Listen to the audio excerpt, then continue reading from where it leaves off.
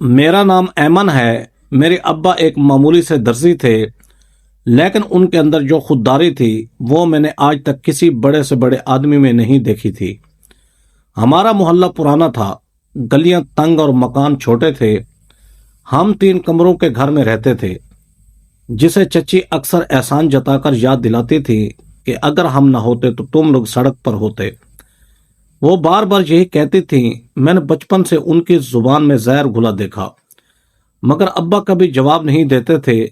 उनकी खामोशी मेरे लिए हमेशा एक पहेली रही है, और शायद एक जख्म भी। अब्बा सुबह सवेरे सिलाई मशीन के पास बैठ जाते। एक छोटा सा कमरा उनकी वर्कशॉप था, जहां धागे की महक, कतरनों की सरसराहट और अब्बा के पसीने की खुशबू बसी हुई थी।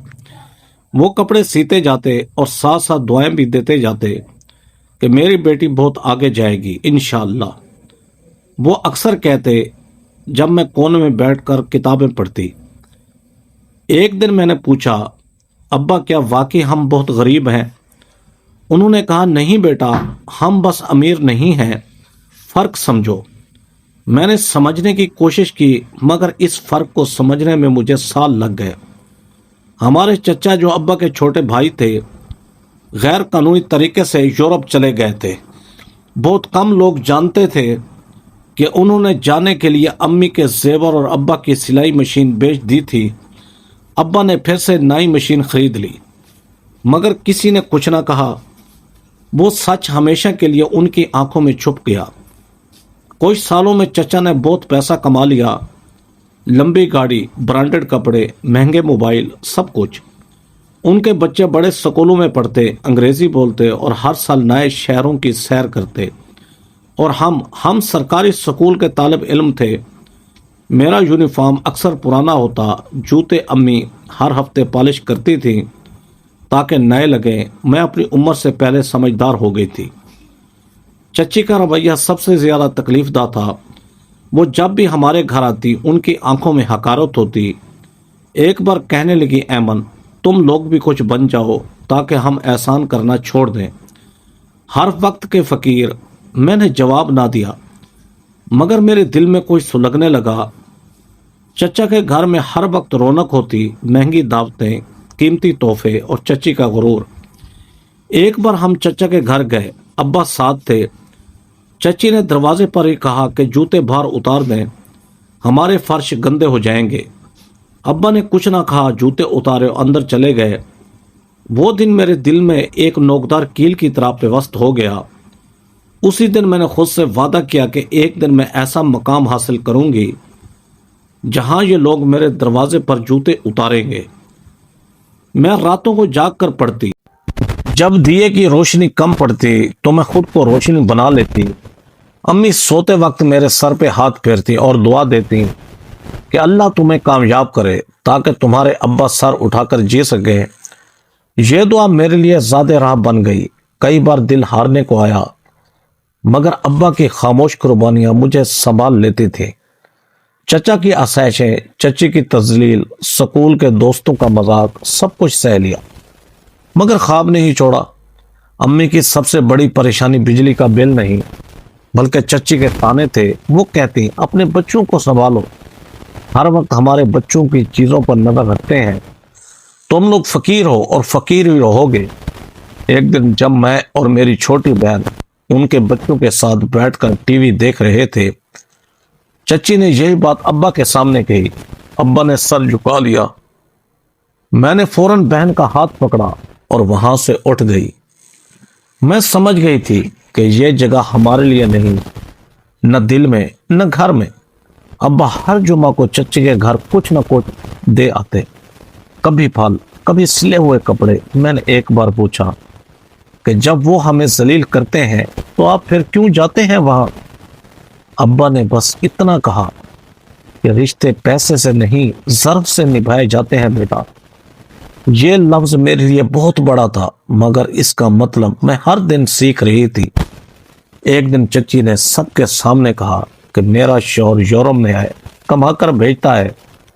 तुम्हारे अब्बा तो यही कपड़े सीकर बामुश्किल गुजारा करते हैं।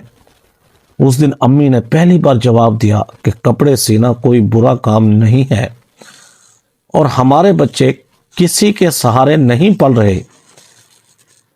ایک دن ایان نے میرے ہاتھ میں اردو کی کتاب دیکھ کر مذاق اڑایا کہ یہ بھی کوئی پڑھنے کی چیز ہے، ہم تو اب فرانسیسی بھی سیکھ رہے ہیں۔ میں نے مسکرا کر کہا کہ زبان کوئی بھی ہو، اگر علم ہو تو ہر زبان معتبر ہے۔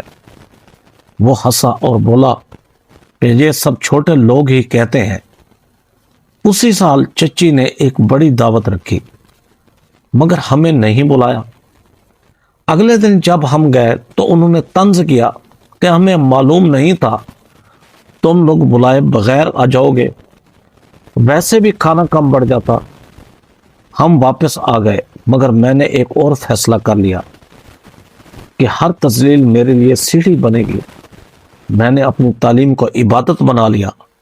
میٹرک کا نتیجہ آیا تو میں پاس ہو گئی۔ ایک سادہ سی مارک شیٹ میرے لیے خزانے کی چابی جیسی تھی۔ امی نے دعا دی اور ابا نے کہا کہ اب آگے کا سوچنا ہے۔ مسئلہ یہ تھا کہ آگے کیسے؟ گھر کے حالات ایسے نہ تھے کہ کالج، کوچنگ اور کتابوں کے اخراجات اٹھا سکے۔ میں نے فیصلہ کیا کہ میں خود تیاری کروں گی۔ گھر کے ایک کمرے کو اپنی پڑھائی کے لیے مخصوص کر لیا۔ ایک پرانا پنکھا، لکڑی کی میز اور ٹوٹا سا سٹول۔ میں نے ایک رجسٹر پر لکھا، خواب ادھورے نہیں چھوڑے جاتے۔ ابا کے ایک دوست کی بیٹی نیاب جو ایف اے کر رہی تھی، کبھی کبھار پڑھنے آتی۔ اس کے پاس کچھ پرانی کتابیں تھیں جو اس نے مجھے دے دی۔ ہم مل کر مطالعہ کرتے، سوال بناتے اور ایک دوسرے سے پوچھتے۔ وہ ہنستی اور کہتی کہ تم تو بڑی ٹیچر بن سکتی ہو، مگر میں کہتی کہ نہیں، مجھے افسر بننا ہے۔ ایک دن میں نے نیاب سے پوچھا کہ کیا سی ایس ایس صرف امیروں کے لیے ہوتا ہے؟ اس نے کہا نہیں، مگر وسائل ان کے پاس زیادہ ہوتے ہیں۔ تمہارے پاس جذبہ ہے اور یہی سب سے بڑی طاقت ہے۔ اسی دن میں نے فیصلہ کر لیا کہ میرا خواب سی ایس ایس ہے۔ اب یہ صرف میری خواہش نہیں بلکہ مقصد بن چکا تھا۔ چچی کو جب معلوم ہوا کہ میں اپنی تعلیم جاری رکھے ہوئے ہوں تو انہوں نے پھر طنز کیا کہ فقیر لوگ افسر بننے کے خواب نہ دیکھا کریں، نیندیں حرام ہو جاتی ہیں۔ اس بار میں خاموش نہ رہی اور کہا کہ خواب وہی دیکھتا ہے جو جاگتا ہے، سوتے ہوئے تو صرف سائے آتے ہیں۔ وہ چند لمحے کے لیے خاموش ہو گئیں، مگر ان کی آنکھوں میں چھپی ہنسی واضح تھی۔ مجھے معلوم تھا کہ ایک دن یہی ہنسی شرمندگی میں بدلے گی۔ سی ایس ایس کی تیاری ایک الگ دنیا تھی۔ ہر دن کچھ نیا سیکھنا پڑتا، تاریخ، جغرافیہ، انگریزی، تحریری مشق، سب کچھ۔ کبھی دماغ تھک جاتا تو میں چھت پر جا کر آسمان کو دیکھتی اور خود سے کہتی کہ ایک دن اسے بھی چھو لوں گی۔ ہمارے محلے کے قریب ایک چھوٹا سا قصبہ تھا جہاں ایک چھوٹی سی لائبریری تھی۔ امی مجھے وہاں چھوڑتی اور چند گھنٹوں بعد واپس لے آتی۔ وہ جگہ چھوٹی مگر پرسکون تھی۔ ایک دن ایک ریٹائرڈ پروفیسر نے مجھ سے پوچھا کہ بیٹی کیا کر رہی ہو؟ میں نے کہا سی ایس ایس کی تیاری۔ انہوں نے مسکرا کر کہا کہ اگر کچھ سمجھ نہ آئے تو پوچھ لینا بیٹا۔ ایسے لوگ میرے سفر کے ستون بن گئے۔ میں نے روز ایک ہدف مقرر کرنا شروع کیا، کبھی ایک نیا انگریزی لفظ، کبھی پاکستان کی تاریخ کا اہم واقعہ، کبھی عالمی معاملات کے بارے میں معلومات۔ ابا کبھی کبھار میرے نوٹس دیکھتے اور خاموشی سے مسکرا دیتے۔ ایک دن میں نے کہا کہ جب میں افسر بن جاؤں گی ابا تو آپ کے لیے نئی سلائی مشین خریدوں گی۔ انہوں نے کہا بس دعا کرو کہ تم اپنی منزل تک پہنچ جاؤ۔ اس لمحے مجھے احساس ہوا کہ وہ میری کامیابی سے زیادہ میرے ارادے سے خوش ہیں۔ نایاب کے ساتھ پڑھائی جاری رہی۔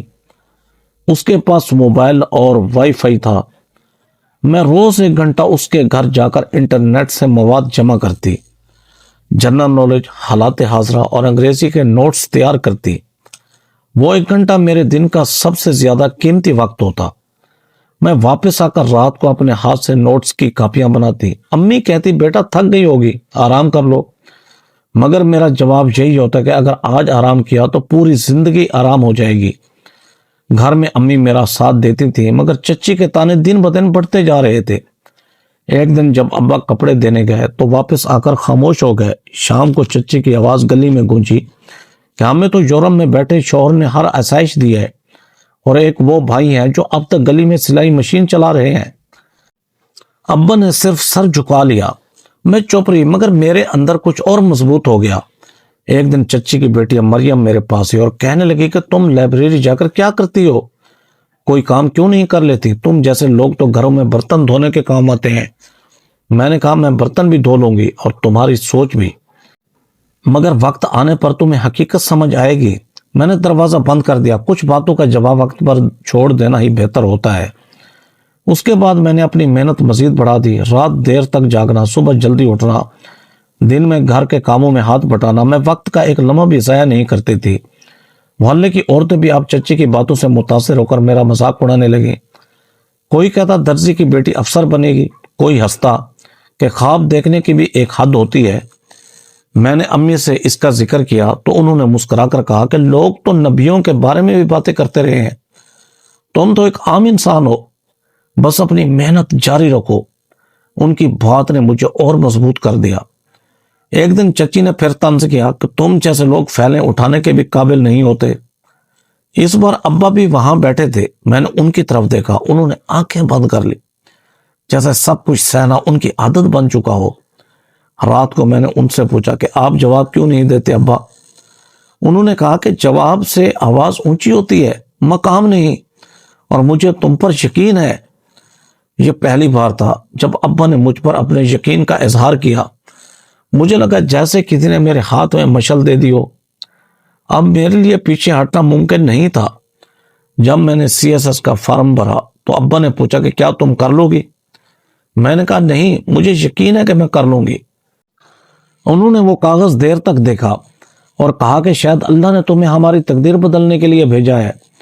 چند دن بعد میں نے فیصلہ کیا کہ ہمیں اس محلے سے نکلنا ہوگا۔ میں نے ابا سے کہا مجھے شہر جانا ہے، جہاں بہتر ماحول اور سہولیات ہو۔ انہوں نے کچھ دیر سوچا اور پھر مان گئے۔ ہم نے ایک چھوٹا سا کرائے کا گھر لے لیا۔ چھت ٹپکتی تھی، نل خراب تھا، مگر وہاں وہ گھٹن نہیں تھی جو پرانے محلے میں تھی۔ میں نے ایک اکیڈمی میں داخلہ لیا اور ساتھ ساتھ بچوں کو ٹیوشن پڑھانا شروع کر دیا۔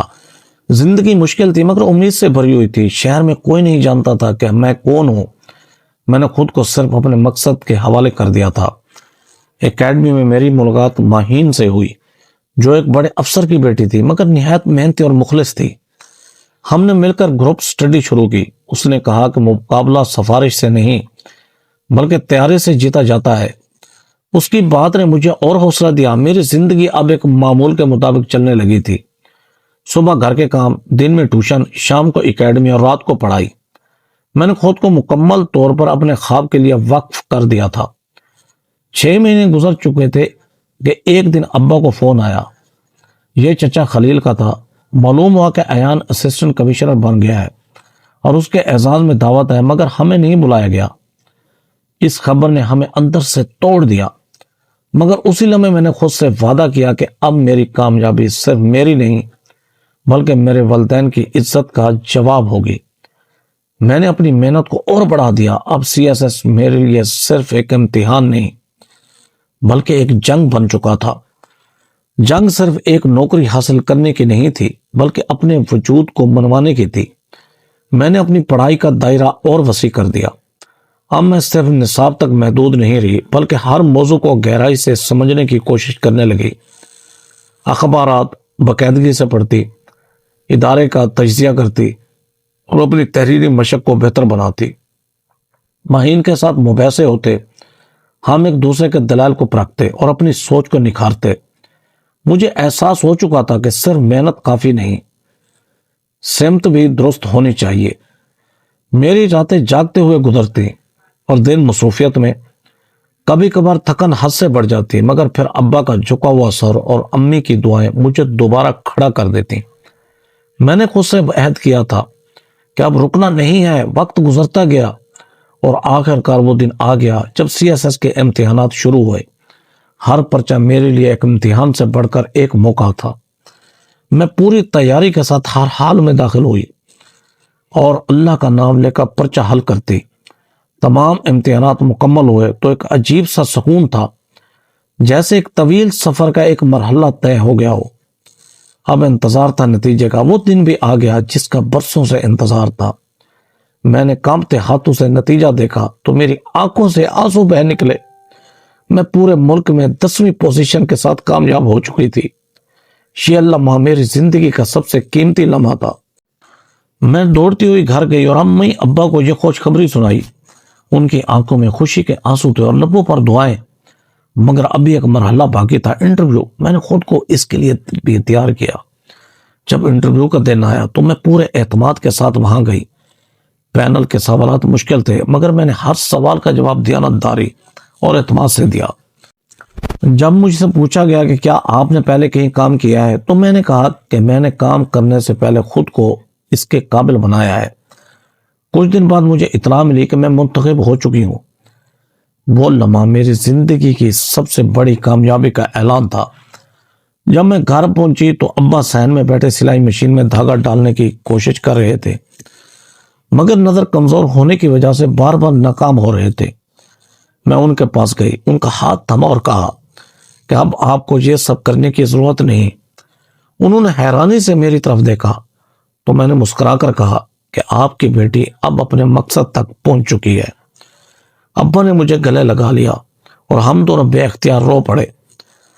امی دروازے پر کھڑی آنسو پہنچ رہی تھی۔ یہ کامیابی صرف ایک عہدے کی نہیں تھی بلکہ ایک شناخت کی تھی، مگر ابھی ایک اور امتحان باقی تھا۔ وہ امتحان جس میں مجھے اپنے ماضی کے سامنے کھڑا ہونا تھا۔ کچھ عرصے بعد ایک بڑی تقریب میں ہمیں بھی جانا پڑا، جہاں ایان کو اعزاز دیا جا رہا تھا۔ ہم جب ہال میں داخل ہوئے تو ابتدا میں ہمیں روکا گیا، مگر جب میری شناخت سامنے آئی تو سب حیران رہ گئے۔ وہی لوگ جو ہمیں نظر انداز کرتے تھے آج احترام سے پیش آ رہے تھے۔ امی نے آنکھوں پر ہاتھ رکھا اور بامشکل بول پائیں کہ یہ سب سچ لگ ہی نہیں رہا۔ ابا نے سر جھکا لیا جیسے خود سے کوئی سوال کر رہے ہوں۔ میں نے ان کی طرف دیکھ کر کہا کہ آپ نے جو صبر کیا وہ آج رنگ لا رہا ہے۔ اب آپ سر جھکا کر نہیں بلکہ سر اٹھا کر چلیں گے۔